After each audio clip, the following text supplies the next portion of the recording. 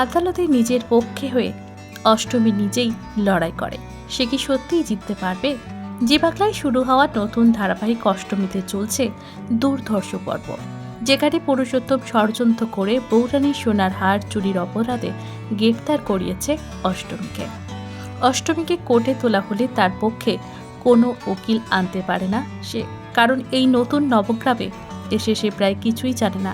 তাই এই মুহূর্তে নিজে আসামি হয়ে কোনো উকিল সে ঠিক করতে পারে না, আর তাই নিজের পক্ষের হয়ে সওয়াল জবাব করার দায়িত্ব সে নিজেই নেয়।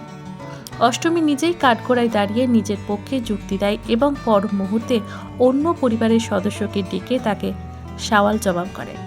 এইভাবেই অষ্টমী কি সত্যি অবধি পৌঁছতে পারবে? সে কি প্রমাণ করতে পারবে যে সে আসলে বৌরানীর হার চুরি করেনি, তাকে ষড়যন্ত্র করে ফাঁসানো হয়েছে, যাতে সে এই নবগ্রামে আর থাকতে না পারে, পুরুষোত্তমের আসল চেহারা সে সবার সামনে আনতে না পারে? তার জন্য পরবর্তীকালে পুরুষোত্তমের আসল চেহারা কি সে সবার সামনে আনতে পারবে? দীর্ঘদিন ধরে বৌরানীর নাম করে ভণ্ডামি করার শাস্তি কি দিতে পারবে পুরুষোত্তমকে? কি হতে চলেছে ধারাবাহিকে? সে কি সত্যিই নিজের প্রাণ রক্ষা করতে পারবে এই মিথ্যা অপবাদ থেকে?